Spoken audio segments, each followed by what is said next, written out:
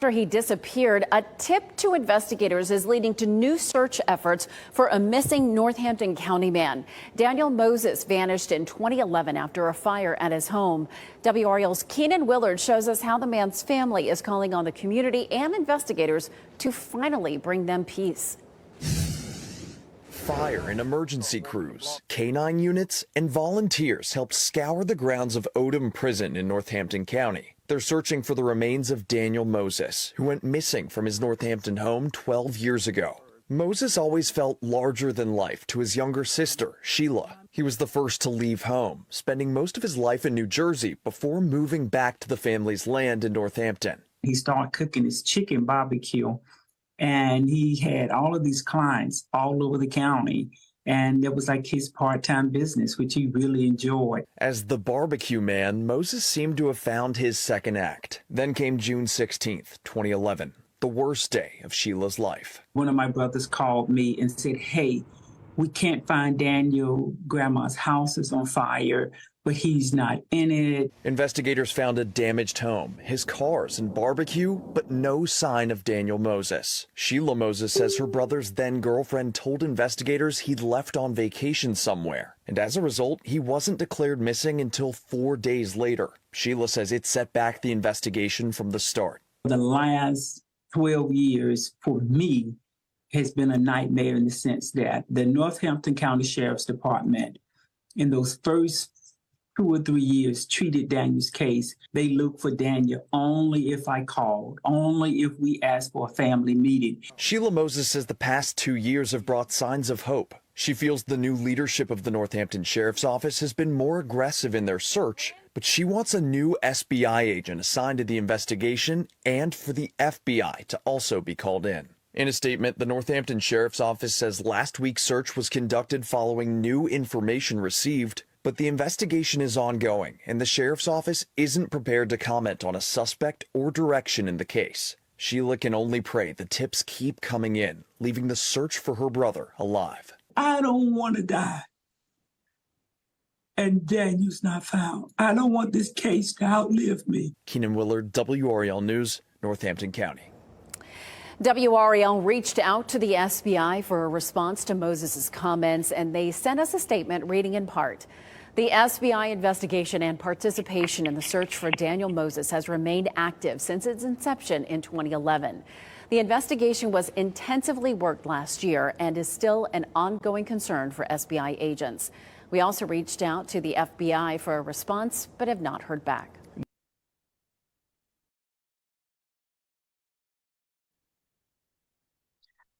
I'm Tessa, and this is Jessica, and we're here with the sister of Daniel Moses. Can you tell us a little bit about Daniel? Good afternoon. My name is Sheila Moses. I am one of Daniel's siblings. It's 10 of us. I am the 9th of 10 children. Daniel was 59 years old when he went missing on June 16th, 2011. Do you want me to tell you about what happened to him now, or just tell you about Daniel in general? You can just tell us about Daniel in general, and then we'll get to what happened.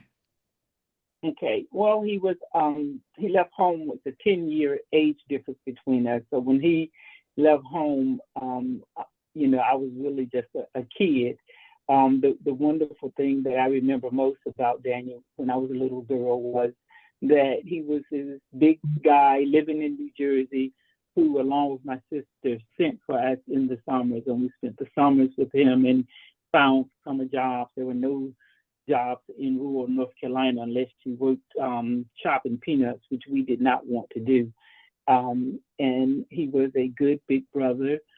He was married at one point and had a son, one child, Courtney.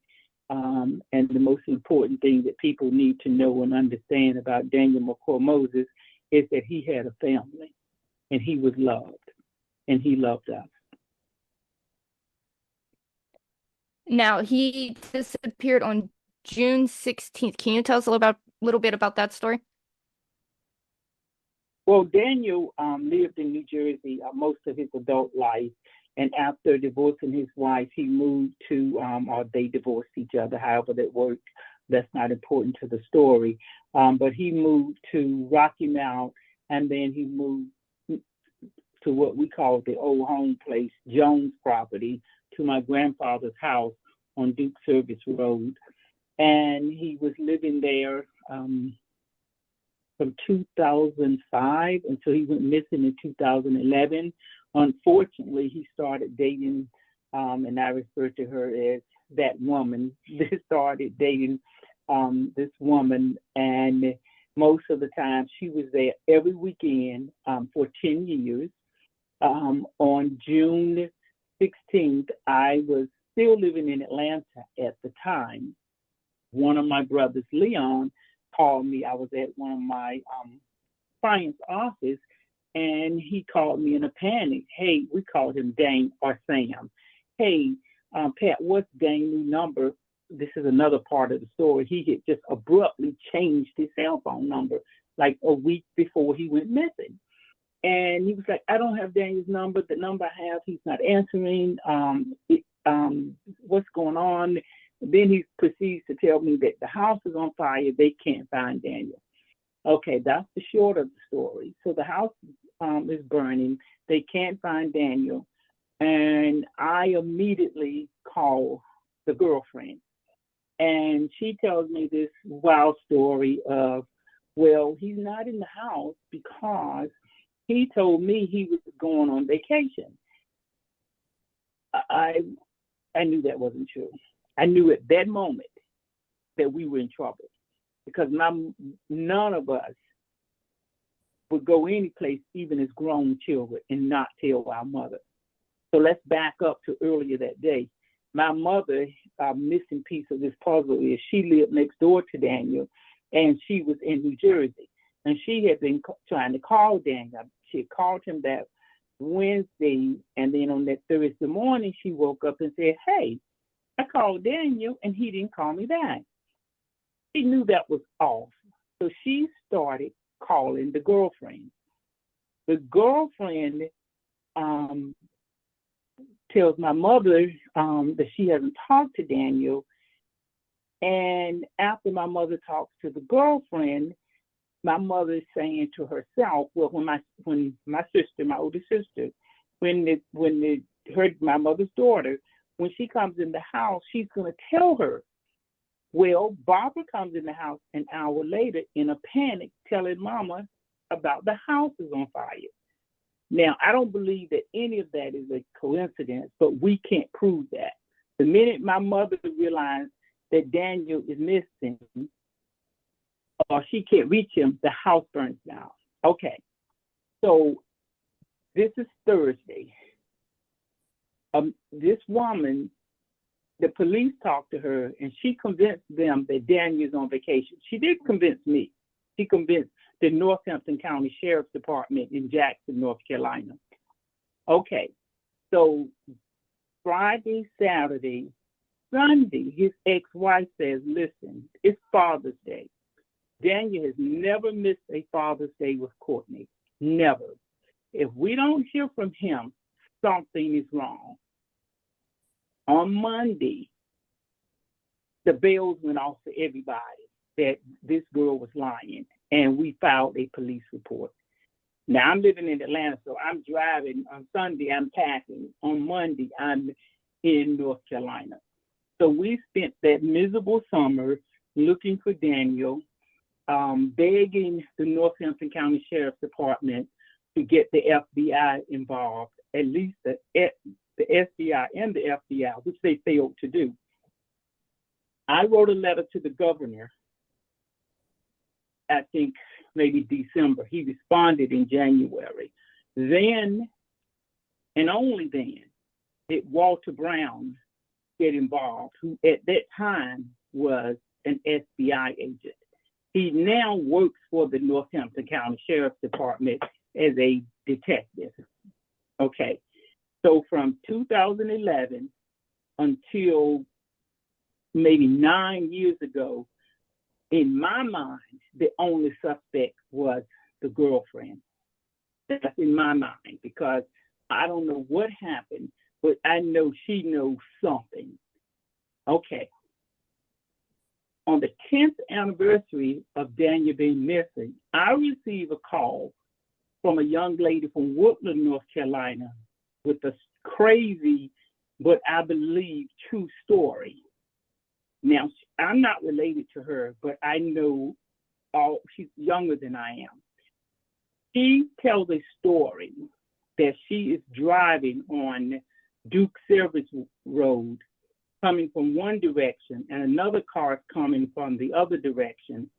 The car made a left, and she made a right, and she's behind this car. They get to the bridge on Combo Road, which is a mile away, less than a mile from Duke Service Road. And the car in front of her hit a small bridge, and the trunk opens, and there's a body in the car.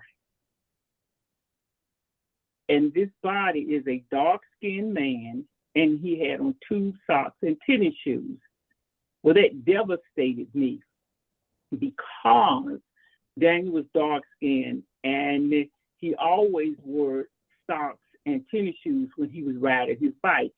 And she said it was a bike in the trunk of the car.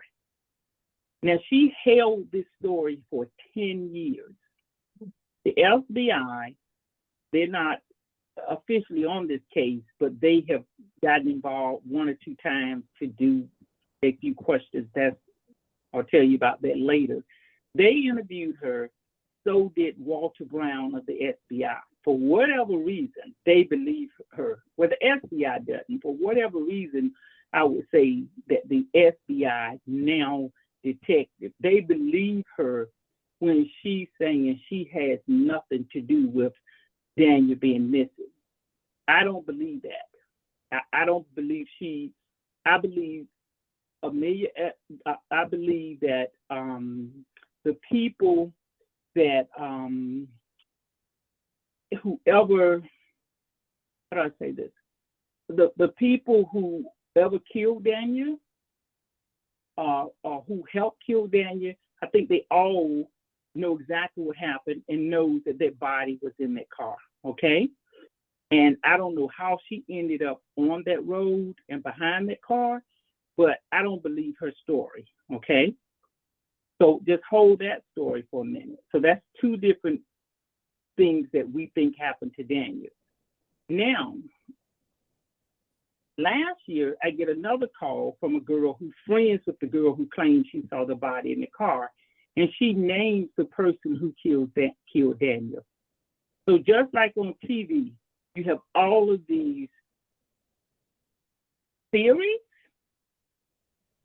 You have all of these theories of what happened to Daniel, but no proof. And this is what I'm upset about. I'm upset that there are 7 Black people missing in Northampton County, North Carolina. And the FBI has never opened a federal investigation. I'm not going to name those other 7 people, but most of their names are on the internet because I didn't talk to their families before doing this interview. So what I am upset about is the fact that they have never called for a federal investigation. I'm upset that the detective who was once an FBI agent is now a detective for the Northampton County Sheriff's Department. And 13 years later, we still don't know what happened to Daniel. And I believe that there's enough evidence against several people that they could have closed this case a long time ago. So the reason I still do interviews and I keep Daniel's page alive is because I believe in the old oak tree. And if you bend it long and hard enough, it will break. And I'm just going to keep bending and blowing the wind until it breaks. I'm never going to give up on the search for Daniel. Somewhere out there, there are a number of people that know exactly what happened to Daniel. They interviewed the girlfriend one time, twice, I take that back. And she got a lawyer, and they never interviewed her again.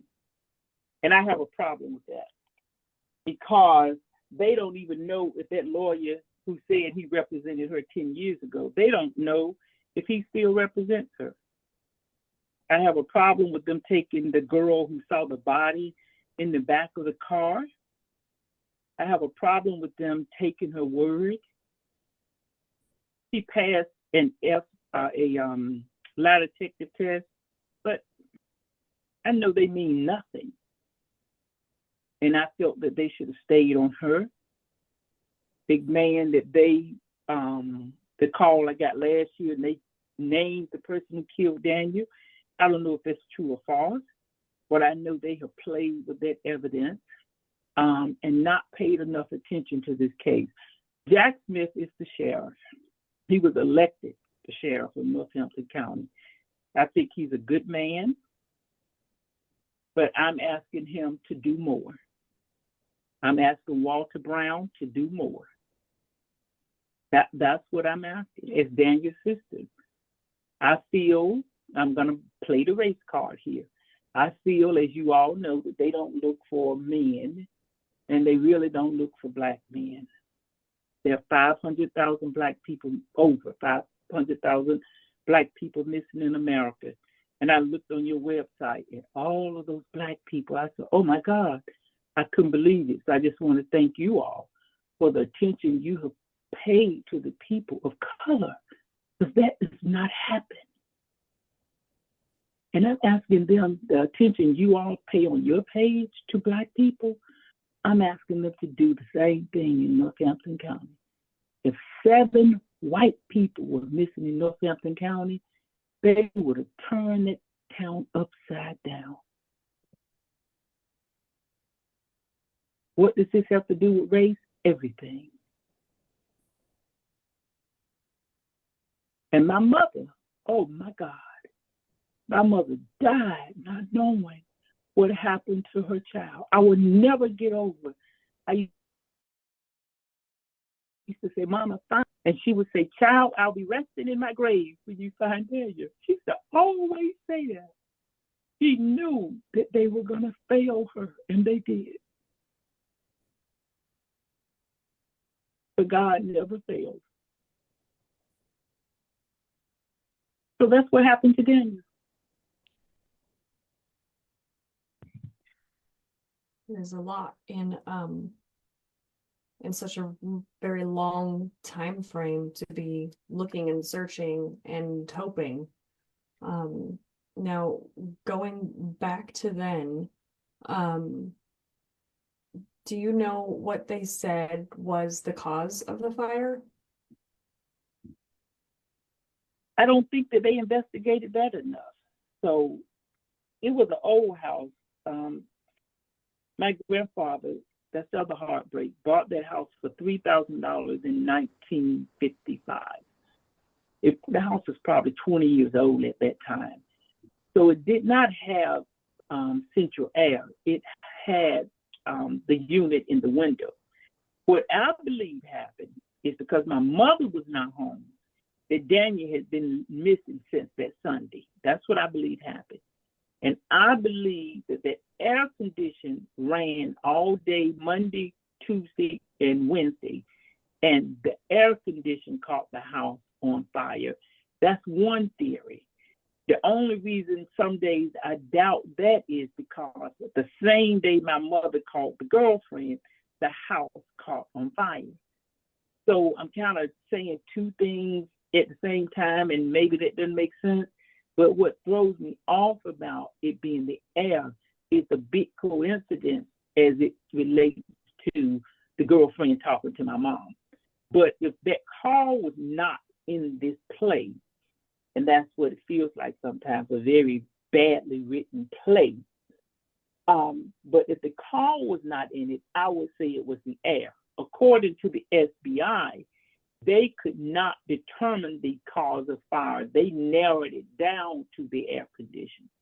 But I don't believe that they did enough as far as investigating the fire. I think they came down one time, someone from the fire department. I feel like all of it was just kind of, and it goes back to the girlfriend of them just believing that they believed her, that he was on vacation.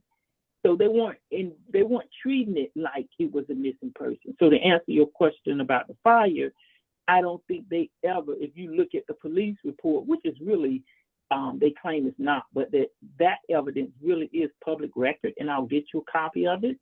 But they, in writing, they put, I think, undetermined, but most likely the air conditioning. Is the house still standing today, or did they tear it down? They tore it down later. I wish I could remember the month now, but it was badly burned and eventually tore it down. And about how long, you said about 10 years that Daniel was dating this woman? Yes, 10 years. Did she ever say where he went on vacation, or just that he went on vacation? Let me go over that with you. So again, this is on a Thursday when he goes missing, right? I talked to her that Thursday night, and she said, Daniel said he needed some space, and he was going on a short trip, a space from, I guess, from her, because he didn't need one from us because nobody else lived there, I mean, no one lived with him. She was the one living with him on the weekend. So he said, so that's Thursday. So on Friday, one of us, I can't remember who, called the bank. I mean, it's a small town. Everybody knows everybody, to check his account. I'll never forget that. It was with PNC. And his his debit card had not been used. So I called her back and I said, listen, Daniel's debit card has not been used. Unless he's using cash, how is he traveling? Both of his cars are in the yard. Okay, don't forget that. And he's traveling. So he didn't rent a car. And that's not Daniel's character. Daniel was a creature of habit, renting cars and things like that. When he was married to his wife, who was a very good, great, smart person, now she might do something like that. But Daniel was a very traditional person. He was the guy who would fill his car with gas and ride till the wheels fall off. He's not going out. To him, that was a waste of money. So, okay, he's not using his debit card. He didn't rent a car. So how is he traveling? And this is when I called my sister Barbara and said, we are in trouble. She said that Daniel is using his Shell card. Now, Daniel had not worked in probably 8 years because he was in a terrible trucking accident and he had a bad back. So he was not out getting credit cards. He had a checking account and a debit card. No way did he have a Shell gas card that his ex-wife would not have known about. And she said he didn't have one, and her word is bond. So when she lied about that debit card, I knew we were in trouble. And I also have been in business a long time. I know it's very hard to get two things, and that's an American Express and a Shell or Exxon gas card. Mm-hmm. So when she said that, I said, this woman is lying. So they've been dating 10 years, but she came up with this story that he was on vacation. And I believe Friday, Saturday, and Sunday, that slowed down the investigation with the Northampton County Sheriff's Department. However, on Monday, all hell should have broken loose in Northampton County, and 13 years later, it's still the same. Do you know if they ever found his phone or wallet or any of his personal items? No, never found his wallet, never found his cell phone, which rang from, we could call him Thursday and Friday. By Saturday, that's the other thing that was so painful. Once a cell phone gets, the messages are full, it'll say this mailbox is full. And for maybe 2 days, it was ringing. And I think by maybe Saturday evening, it was going directly to voicemail. Did the police ever ping that phone, or? That's a great question. The reason this case should be a federal investigation, they pinged his phone to Virginia, which means Daniel or his his body or whatever, at some point on that Saturday before he went missing, they pinged his phone to Virginia. And that, to me, was reason enough for them to call for a federal investigation, because that means that he crossed the Virginia borderline. And when I say that, I mean that we live,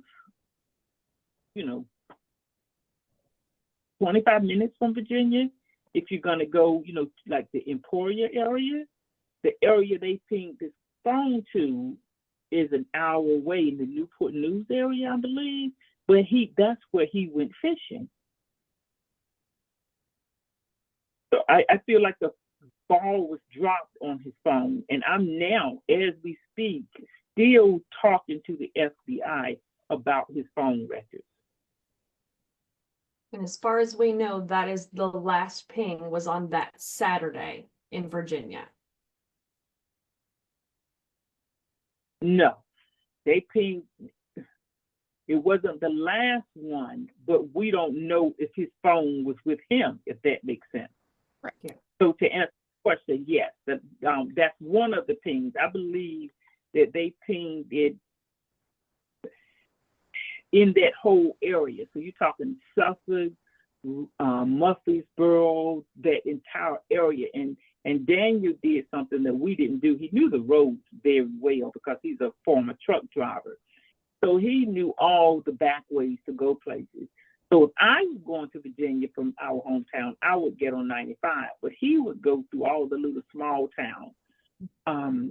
And I believe that if he was not there that weekend, whoever harmed or killed him, they took his phone to Virginia, or him and his phone. But that should have been checked into. That area where it pinged, was that area ever searched? No. To answer your question, no. That area was never searched. The area where the girl said saw the body in the car, they searched that for about 1 hour 2 years ago. Anywhere around his residence that was ever searched? Okay, so when he first went missing, again, because of what the girlfriend said, that area was not searched the first day or two. That Monday, yes, because I was home when that happened. They came in with the dogs and, they started searching, but they did not search far. Let me say something about the search. I have been watching, my God, the people in Asheville and this horrible thing that has happened to them. And I think it's so, so sad. But I have watched them search for people from Asheville to Tennessee. And you know why? Because the people there have come together as a community, and they are just demanding that you do right by our families. And I applaud them for that. I applaud the people of the Asheville area. I'm not familiar with that area. Elk River, I think is what they call. But that's the right thing to do. You don't just give up. You don't just give up in a couple of days the way they did with Daniel. And I know it's the difference between a hurricane and could be a murder in my brother's case, but I'm talking about the community, if that makes sense. Mm-hmm. I look at them and I'm like, okay, this is the way you're supposed to look for missing people. Right. And the families are not letting up. Yeah. Now, I did hear you speak about his dog and how his dog didn't like very many people. That dog, if dogs could talk, he was key to whatever happened to Daniel, because only my brother Daniel, my brother next to Daniel, and my mom are the three people that dog, and the girlfriend, are the four people the dog did not bark at, okay? My brother went to the house that Monday and knocked on the door. The air conditioner was running. Both of Daniel's cars was in the yard. Now, woman, we're nosy. We would have banged on the door until he opened it. My brother, he knocked on the door. Daniel didn't open it. He left. He didn't think about it twice because Daniel had a bad back, and you could go over there anytime. If he was asleep, he would not answer the door. So that was not unusual. But what was unusual on hindsight is that my brother that knocked on the door, he said the dog, he said he was not barking at me, he was growling. And he lived in the area, so the dog knew him. So he didn't act that way towards him. And Daniel and this brother, they look just alike. They really look alike. So the dog knew him, and he thought about it later, and the dog growled at him. And this is the other weird thing. The day of the fire, the dog was no place to be found. He came back the next day. I was not there when this happened. I think maybe that Sunday. My mother's porch is closed in. At that time was screened. Somehow, in the middle of the night, when they woke up the next morning, the dog had physically chewed his way through the screen and was on the porch. Now, mind you, he never went in my mother's yard. Never. He was so well trained. Although he was like a little mutt dog, but my brother was really good with dogs. Before that, he always had a German Shepherd that was very well trained. So this dog was very well trained. He never left the yard, and he would let you in the yard unless Daniel knew you. So why did that dog leave Daniel's yard and go to my mother's and dig the hole in the screen? I mean, dogs are very smart. I felt it was a sadness, and if he could, he knew what happened to Daniel. We never figured that out. And where he was before he showed up at your mother's house. Right. Yeah. But and why was the dog not there when the house burned? Mm-hmm. Mm-hmm. What happened to the dog after he disappeared? He was with us for a while. Yeah, but the dog is dead now. Yeah. Now, Daniel himself was not a small man by any means, and he was also not someone to really mess with, correct? Daniel was, again, he left home very early. I don't even know what made him do this because it was not something a country boy would do. But he started taking karate at a very early age. So he had a black belt. And he, even at 59, he rode his bike every day. He worked out. He had equipment. Even with the bad back, he kept on trying to do the things that he could do, mainly that bike. But he was a man. Daniel was a man of all men. No one man beat Daniel Moses. Whoever harmed him or killed him caused his disappearance. They knew him well, and they caught him by surprise because if they jumped him, they didn't have another choice but to kill him. And he was a skilled person with a gun. He was a hunter. I mean, there was one thing they did find in the house was his rifles and his guns, but they had not been fired. I think they tested most of them. But to answer your question, no, he was not, as the kids use the word punk. He was not a punk. He was, that's not a word I use, but that's what kids call it. That's not a word I use, but they use it in the terms of people being weak. Daniel was not a weak person. He was not. And my mom always said, Pat, no one person could beat Daniel. And they couldn't. No one person could beat Daniel Moses. I don't believe that. Do you know if he had any enemies before he disappeared? I think he was sleeping with the enemy. Yeah. I mean, her track record was as long as the river. She was dating Daniel and another man at the same time. The other man she was dating for years before Daniel, and he had been warned about that other man. Another part of the investigation that's really messed up is, and I will not call his name, he was well known in the town, and Daniel received a letter. And I've held all this stuff so long. I mean, I have nothing to lose as it relates to Daniel now, so I can just go in and say it. At some point, somebody that knew Daniel and knew him well put a letter in his mailbox telling Daniel about this woman and this other man were dating each other again, okay? So did he have any enemies? Anytime you dating a woman and she has another man, you sleeping with the enemy, and that man is an enemy. But I can't go in circles about this because I'm clear. At the same time, you got the girlfriend, you got her other boyfriend, but where does this girl and the body in the car fit in? And where does this prime suspect that I was told about last year, how did they fit into this? That's the strange part of this case. See, that's truth in every lie.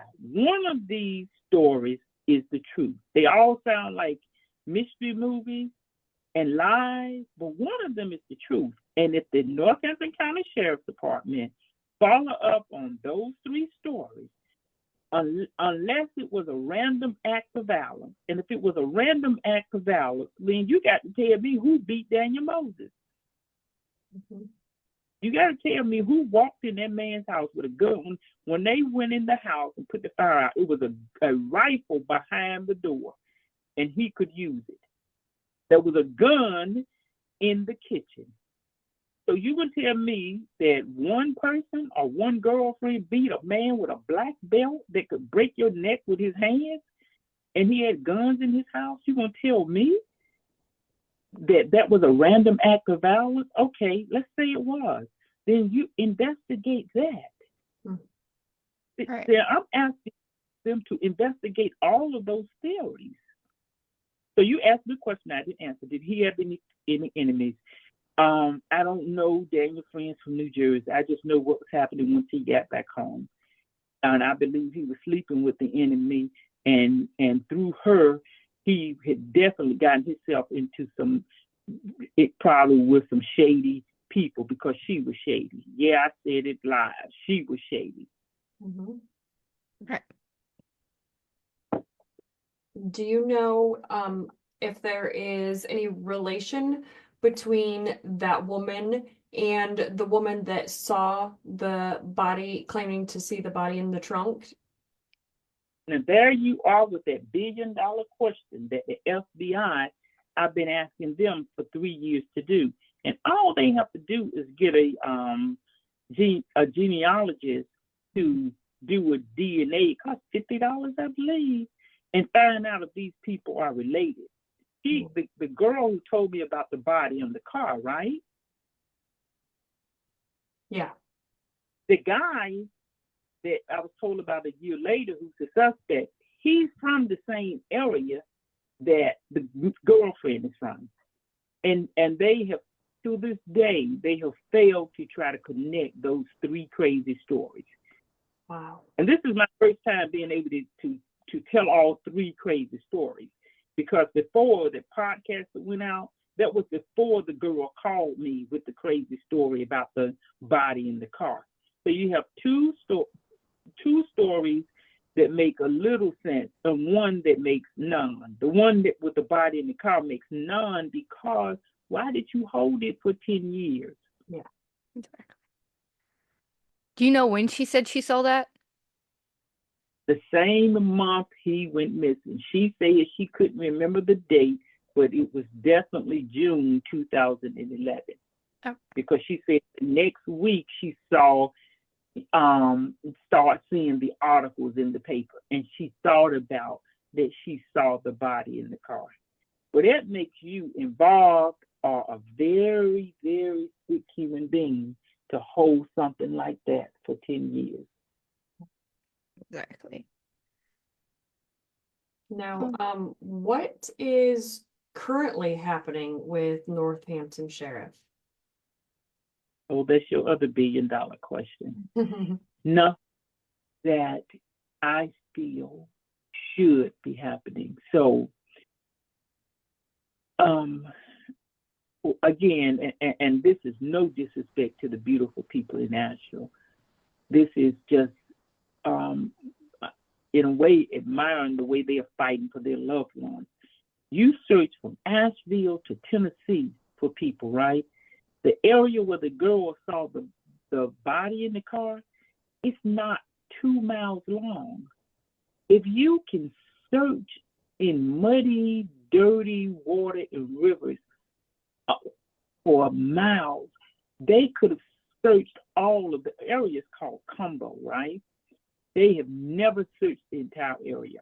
Yes, it's a lot of swampland. It's muddy, it's dirty, but if they pick the right time of year, like now, like fall, November, it's a perfect time to look. And there's always a reason why they have not. None of those reasons are good enough for me. I feel they should have searched all of Combo.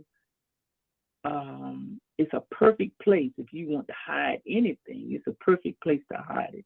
I feel they should have searched all of Combo. I feel that Jack Smith and Walter Brown should be pushing for the FBI to come in and look at those other cases. Now, mind you, I'm 63. One of those cases happened in 61, the year I was born. But the other two of those cases, 3 of those cases have happened since Daniel went missing. So if I was a county commissioner or had any authority in that area, I would want to know what is going on in my county. So last year I met with the FBI from Greenville. We talked, I think he's stationed in Greenville. We talked for about 1 hour, maybe 2. And now, if I don't call him, I don't hear from him. It's no need to try to act like we have this great relationship. If I call them with a tip, they'll follow up, and then I have to call them and say, hey, what happened? I'll give you an example. I don't think it was your organization, but a lady saw your post on Facebook and reached out to me, and she had found what she thought was a match for Daniel. Hair, the age, but it was not Daniel. I did get them to check because his DNA is on file. But when I called and asked them to check this body to see if possibly it was Daniel, it took a week, and I just waited. I said, I'm going to see if they call me back. They did not. And then I called them and said, hey, I gave you this information about a body that was found in Richmond, Virginia, and I was curious about that body because Daniel used to live in Richmond. And when I called back, they had still not checked to see if it was Daniel. That's frustrating. That's frustrating. And people might be listening to this and thinking I'm criticizing the Northampton County Sheriff's Department, the FBI, all of them. And I'm not criticizing them in a mean way. I am asking for help for my brother. And if you've done the best you can as the Northampton County Sheriff's Department, then I think you need to get additional help. That's what I think. It's not personal. See, my loyalty is to Daniel, not to elected officials. My loyalty is to Daniel. My loyalty is to my deceased mother and all my ancestors. That's who my loyalty is to. Yeah. As it should be.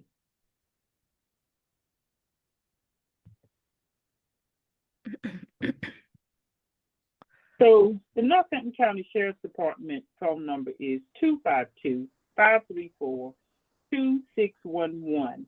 If you have any tips about Daniel, please call to speak to Jack Smith or to Walter Brown, or you can reach me on Facebook at Sheila P. Moses. You can inbox me, and I can give the information to them. But when Daniel went missing, I was 49. I'm 63 now. So every day when I wake up, he's the first person I think about. When I go to bed, he's the last person I think about. And I just ask myself, how long, God, how long? I ask myself, am I going to die like my mother and not know what happened to my brother? Again, when he went missing, I was 49. I'm 63 now. And you just imagine that. And I understand that you also have a page set up for your brother. Is that correct? I do. It's let me make sure I get that right. It's Daniel.